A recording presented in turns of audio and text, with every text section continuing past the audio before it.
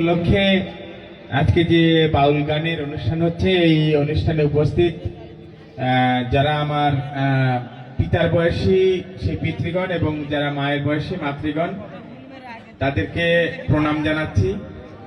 যারা আমার ভাইয়ের বয়সী বোনের বয়সী, তাদেরকে ভালোবাসা জানাই। এবং যারা অনেক ছোট ছোট শিশুরা এসেছেন আমার সন্তানের মতন, তাদের প্রতি আমার স্নেহাশিস। তাদের হাসি মুখ দেখে আমার ভালো লাগছে।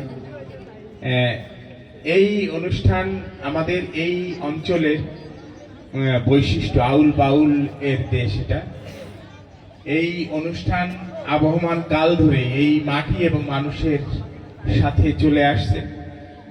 আমরা যারা আজকে এই দেশ নিয়ে চিন্তা করি, তাদের এই চিন্তার একটি বিষয় এই যে এই যে আবহমান সংস্কৃতি যা বাংলার মানুষকে সমৃদ্ধ করেছে, মাটিকে সমৃদ্ধ করেছে, সেই সংস্কৃতি আমাদের টিকিয়ে রাখতে হবে। এটাও আমাদের একটি দায়িত্বের মধ্যে পড়েছে। আজকে যারা এই অনুষ্ঠানের আয়োজন করেছেন, এই সাংস্কৃতিক অনুষ্ঠানের আয়োজন করেছেন, তাদের প্রতি আমি আন্তরিকভাবে অন্তরের অন্তঃস্থল থেকে ধন্যবাদ জানাই। গোপালগঞ্জের উপকণ্ঠে পৌরসভা এবং পৌরসভার বাইরে এই যে কাড়ারগাতি গ্রাম, এই গ্রামের মানুষ, এই গ্রামের যারা এই জনপদের মানুষ যারা, তাদের সকলের প্রতি আমার বিনম্র শ্রদ্ধা। নানা সাংস্কৃতিক অনুষ্ঠানের মাধ্যমে নানাভাবে আত্মীয়তার সূত্রে আমরা আপনাদের সাথে আবদ্ধ। এই গোপালগঞ্জের মাটি এই বাংলার ইতিহাসের অনেক ঐতিহাসিক ভূমিকা পালন করেছে। বিশেষ করে 1971 সালের স্বাধীনতা সংগ্রামে আমরা এক গৌরবময় ইতিহাস রচনা করেছিলাম। এই গোপালগঞ্জের পবিত্র মাটি সেদিন মাথা উঁচু করে নেতৃত্ব দিয়েছিল বলেই এই দেশ একটি স্বাধীন দেশ হয়েছে, একটি স্বাধীন রাষ্ট্র পেয়েছি আমরা। সেই 1971 সালের স্বাধীনতা যুদ্ধে যে 30 লক্ষ শহীদ হয়েছিল, সেই শহীদদের প্রতি, যে সমস্ত মুক্তিযোদ্ধা এখনো বেঁচে আছে তাদের প্রতি আমি বিনম্র শ্রদ্ধা জানাই। যে সমস্ত মা বোন সেদিন ইজ্জত হারিয়েছিল, যারা এই দেশ থেকে শরণার্থী হতে বাধ্য হয়েছিলেন, তাদের সকলের প্রতি আজও আমরা তাদের সেই কষ্ট, লাঞ্ছনা, তাদের সেই অশ্রু, তাদের সেই বেদনা আমরা আজও শ্রদ্ধা অবনতির চিত্তে স্মরণ করি। আমি এই মাটির সন্তান হিসাবে আমি এখনো বিশ্বাস করি যে এই অঞ্চলের সবচাইতে গৌরবময় ইতিহাস হচ্ছে 1971 সালের স্বাধীনতা যুদ্ধ। এই অঞ্চলে ব্রিটিশ বিরোধী আন্দোলন হয়েছে, 1952 সালের ভাষা আন্দোলন হয়েছে, 1962 সালে শিক্ষা আন্দোলন হয়েছে, 1969 সালে গণঅভ্যুত্থান হয়েছে। কিন্তু সবকিছুকে ছাপিয়ে গেছে এই অঞ্চলের মানুষের প্রতিরোধের চেতনা, বিদ্রোহের চেতনা, যা আমাদের চর্যাপদের দ্রোহের সাথে, কৈবত্য বিদ্রোহের সাথে, সেই চেতনার ধারাবাহিকতায় এই যে 1971 সালের স্বাধীনতা যুদ্ধ সেটি সর্বোচ্চ পর্যায়ে পৌঁছেছিল। সেই স্বাধীনতার সংগ্রামকে, সেই স্বাধীনতা যুদ্ধকে, সেই স্বাধীনতা যুদ্ধে অংশগ্রহণকারী সেই মুক্তিযোদ্ধাদের, সেই সময় নেতৃত্ব দানকারী নেতাদেরকে আমরা বিনম্র চিত্রে স্মরণ করি। আজকে দেশ এক সংকটের মুখোমুখি হয়েছে। আজকে দেশে যে নির্বাচন হচ্ছে, এই নির্বাচন গত 12টি জাতীয় সংসদ নির্বাচন থেকে একটু ভিন্ন। আজকে দেশ এমন এক সংকটের মুখোমুখি হয়েছে যেখানে আমাদেরকে, যিনি নির্বাচন করছেন তার চাইতে যিনি এই নির্বাচনে ভোট দিচ্ছেন তার দায়িত্ব অনেক বেশি।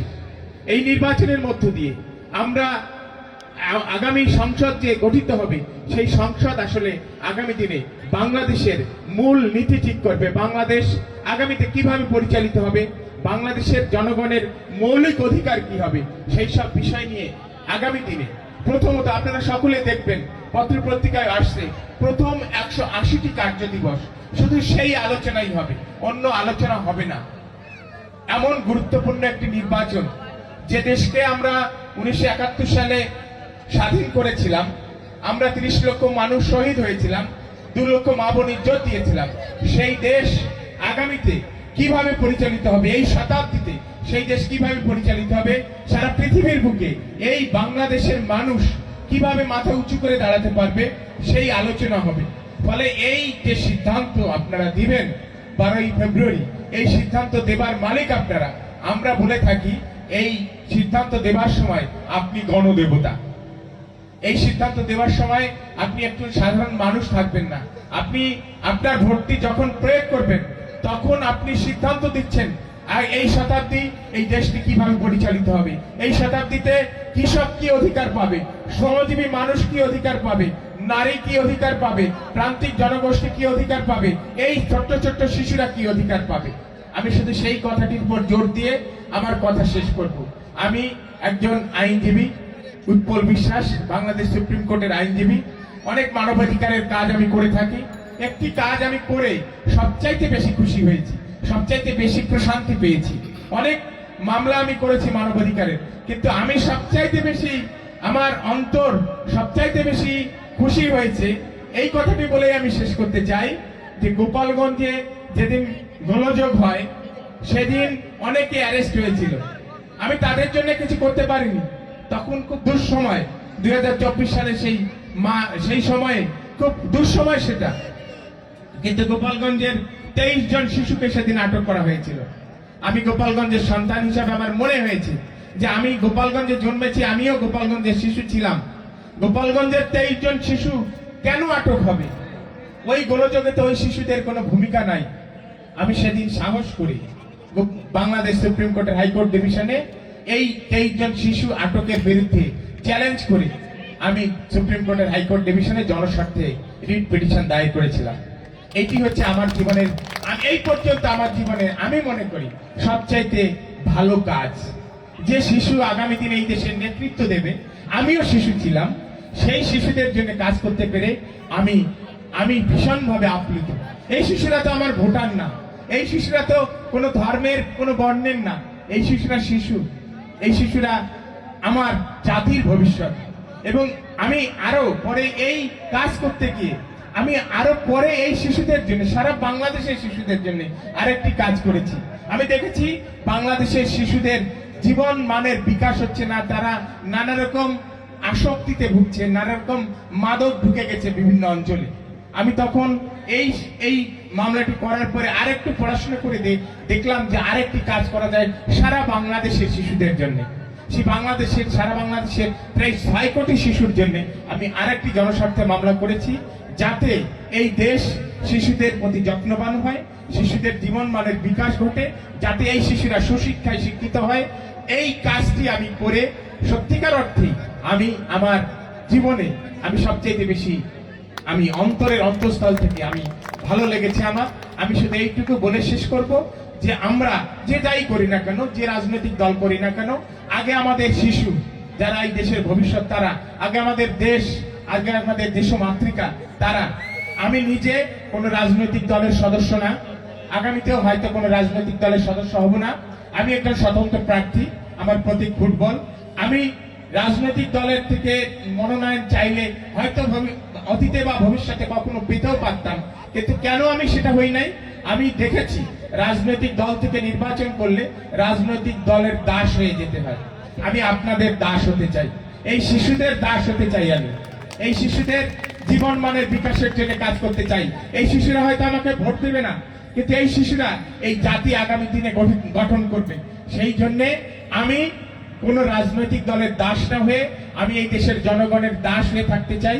আমার জীবনে চাওয়া পাওয়ার কিছু নেই, আমার সংসার নেই, আমার বড় দালান কোঠা নেই, গাড়ি ঘোড়া নেই, কিচ্ছু নেই। আমি আপনাদের সেবক হয়ে আমি সারা জীবন আপনাদের সেবা করতে চাই। দেশের এই সংকটকালে আমি বুক চিতিয়ে দাঁড়িয়েছি এই কারণে, আমি মানবাধিকার কর্মী হিসেবেই থেকে যেতে পারতাম। আমার মনে হয়েছে যে এই সময় শুধুমাত্র ভালো ছেলে হয়ে থাকার কোনো সময় নয়, এই সময়ে দেশের জন্য বুক চিতিয়ে দাঁড়ানোর দরকার, দেশকে পথ দেখানোর দরকার। যতটুকু লেখাপড়া শিখেছি, যতটুকু জ্ঞান অর্জন করেছি, ততটুকু নিয়েই দেশের পাশে, দেশের মানুষের পাশে দাঁড়ানোর দরকার। আমি সেই জন্য প্রার্থী হয়েছি। আমি কোনো দলের বিরুদ্ধে প্রার্থী হয়ে নাই, কোনো দলের পক্ষে প্রার্থী হয়ে নাই। আগামী দিনেও আমি শুধু জনগণের হয়ে দেশের জন্য কাজ করতে চাই, দেশের সেবা করতে চাই, নারী অধিকারের জন্য কাজ করতে চাই, কৃষকের অধিকারের জন্য কাজ করতে চাই, শ্রমজীবী মানুষের অধিকারের জন্য কাজ করতে চাই, প্রান্তিক জনগোষ্ঠীর জন্য কাজ করতে চাই, শিশুদের জন্য কাজ করতে চাই। সেই কাজ যেন আমি করতে পারি, সেই আশীর্বাদ, সেই দোয়া আমাকে আপনারা করবেন। 12 তারিখে যে নির্বাচন, সেই নির্বাচনে আপনারা আমাকে অন্তরে রাখবেন। ফুটবল মার্কাটি আপনাদের মার্কা, যা আপনাদের বিবেচনায় আসে সেটাই করবেন, সেই ভরসা আপনাদের প্রতি রেখে আমি আমার কথা শেষ করছি। সবাইকে বিনম্র শ্রদ্ধা জানাই।